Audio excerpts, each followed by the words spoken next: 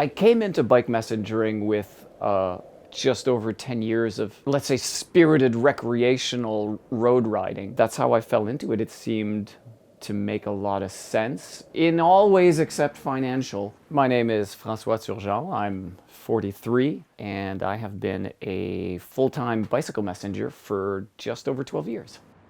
When I was a little younger doing this work, I probably could have taken on another part-time job, a side gig, what have you. You finish every day with a calorie deficit. And so over a long period of time, like most laborers, you eventually become quite sedentary in your time off.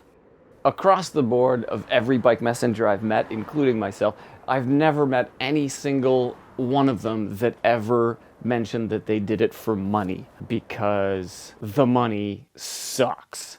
That's not why you do it. You do it because you love being out there. You love riding every day. You love shredding traffic.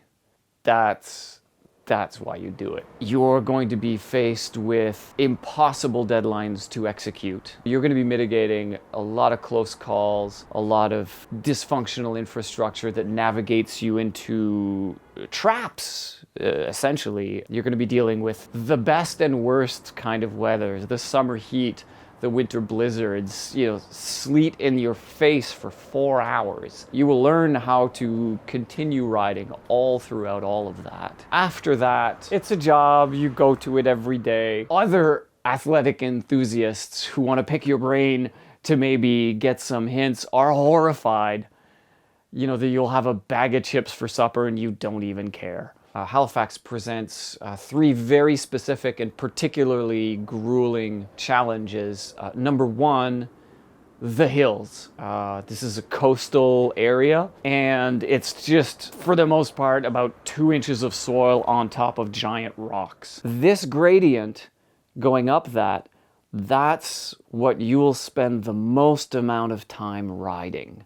Always. The descents are real fast, but this stuff, this is it. And usually also in a headwind, but that's just how it is here. It's also very windy. The second thing that makes Halifax particularly challenging is the amount of precipitation that the city gets. It is substantial, summer, winter, fall, and spring. What you get is like 1 degree Celsius, 70 mil of rain. That's just what it is. And the third is the quality of the driving. Halifax being the largest city in the Maritime provinces, most of the people who move here move from rural areas. And the city is not large enough to absorb you into a behavioral pattern on the road like Toronto, Montreal, New York, LA. People take their small town country driving with them, and then all of a sudden you end up with that on a hopelessly narrow and poorly designed infrastructure. And then there's always a sprinkling of Toronto on top of that.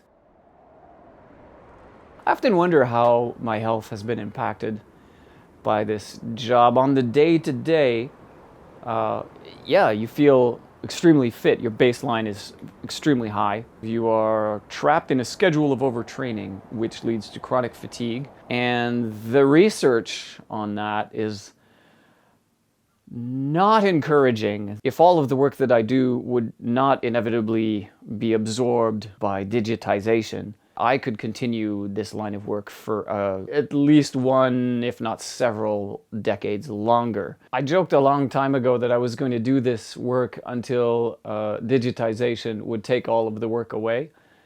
And it was a joke, but actually it looks like it may actually happen in the very near future, possibly in as few as 1 or 2 years. I'm sort of a dinosaur watching a comet fly towards me. And so when your commission earnings are no longer enough to purchase food or pay for your rent, then I'll have to find something else.